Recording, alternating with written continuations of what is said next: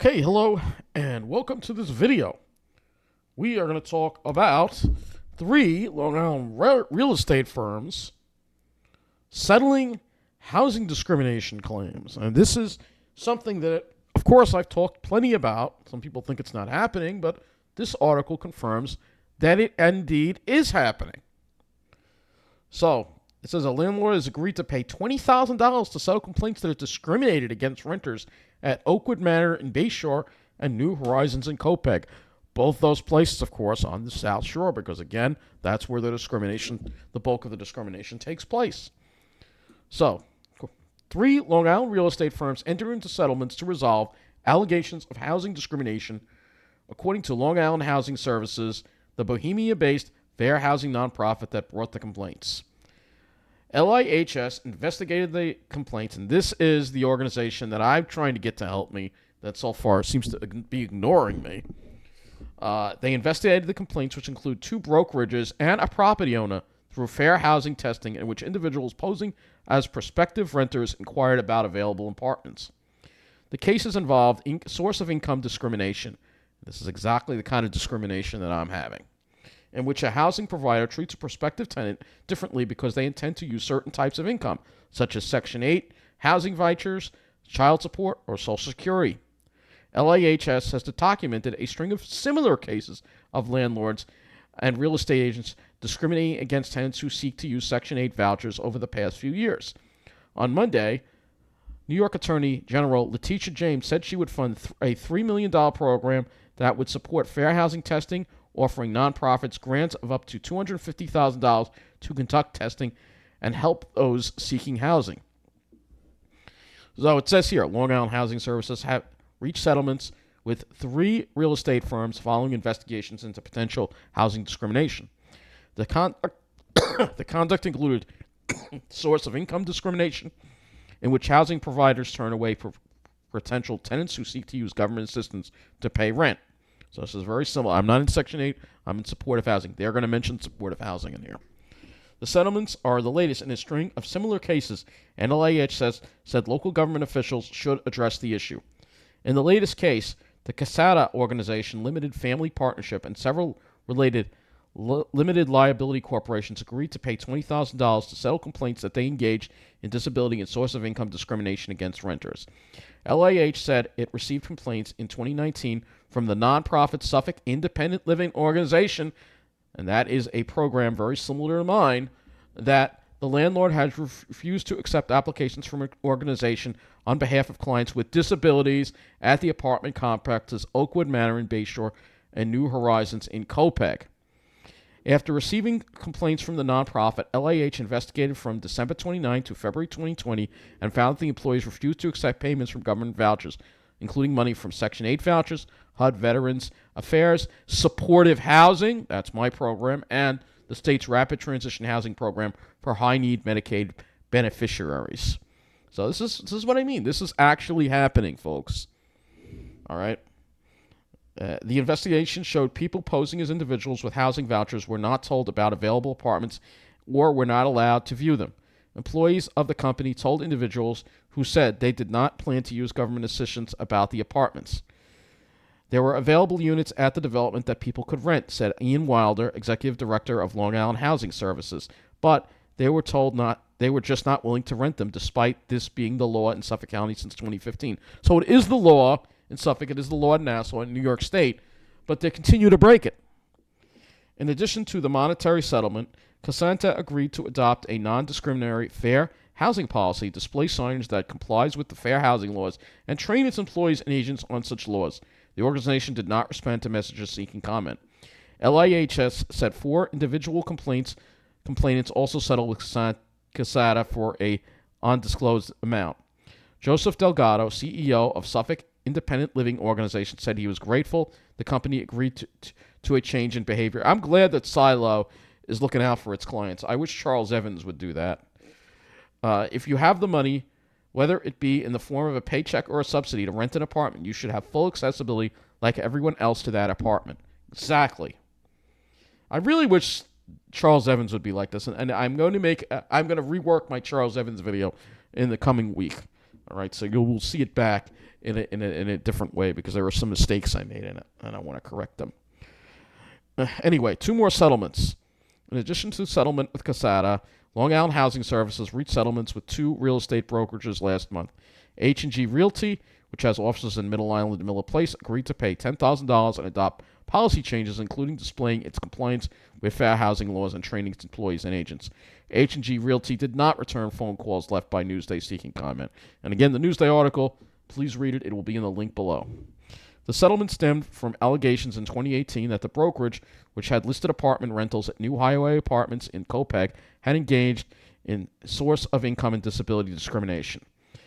LIH also settled a case involving Kennedy Realty and Islip last month following 2020 allegations that it discriminated based on source of income, family status, and age, which are all protected classes under local and state laws. And you notice this is all happening on the South Shore. It just proves my point. They're trying to make the South Shore an enclave, and they don't want people like us living there. The nonprofit investigation they have made the South Shore an enclave. Anyway, getting back to the article, the nonprofit investigation revealed a person affiliated with Kennedy Realty told a potential renter that the landlord it was representing didn't want to accept any programs, according to Wilder. And again, this happened to me when I was looking at an apartment in Farmingdale. All right. In a comparison test, a person without a housing voucher was able to schedule an appointment to see the unit. But during this test, the agent told the tester the landlord would prefer people without children.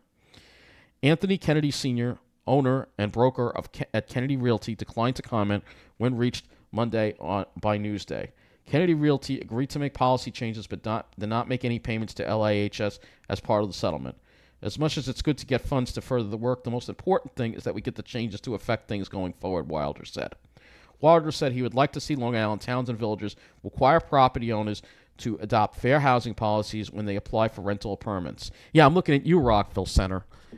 We need structural changes to address this because the laws are important. They're not enough to create the changes we need, he said. So, excellent article by Newsday. I'm glad he did it. Let's look at where these places are. So we're going to first go to the New Horizons one. So this is where New Horizons is. We're going to read that too as well. It's off New Highway in Copiague, which is actually, this is not really part of the enclave. I'm kind of surprised they were doing this, but this is where it is here. It's off this road here, New Highway, right here. All right. So the other one, let's find the other one. Oakwood Manor. So the other one is Oakwood Manor. Let's find that one. All right.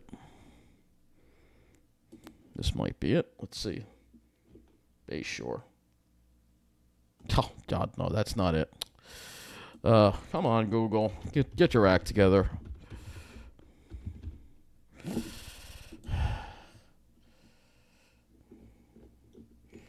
All right, so it's over. It looks like it's by the South Shore Mall. Okay, so this is the area that this one hit. So these are kind of on the border of the enclaves, but still, they're trying to make this area into an enclave even by the mall. See, when I took the bus through the mall, I don't know what it was. I was riding a bus through the mall. Why? I don't remember why I was riding it through the mall. Oh yeah, I was going to Fire Island that day. I remember I was taking the bus. The 42 bus, and we went through the mall, and it's getting fancy over there. So, yeah, they're trying to make this an enclave over here as well. So that's the other place, and the other place is Kennedy Realty.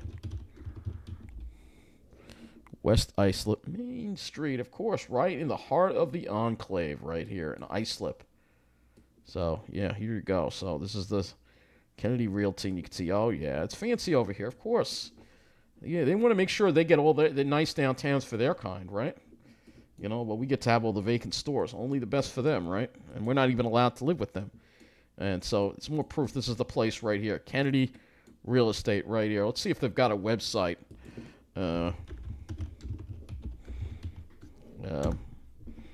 Yes, they do. So this is their website right here. So this is the place right here. Oh, yeah. All a certain demographic kind of people. And they want to keep us out.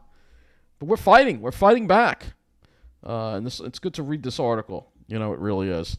So the other article that I have to read for you is from The Patch, and it's about Long Island's affordable housing crisis forces women to move. My heart hurts. So this is all, again, what's going on, all right? They're pricing us out. They're trying to force us out. And this woman here had to pack up and leave Long Island because of it.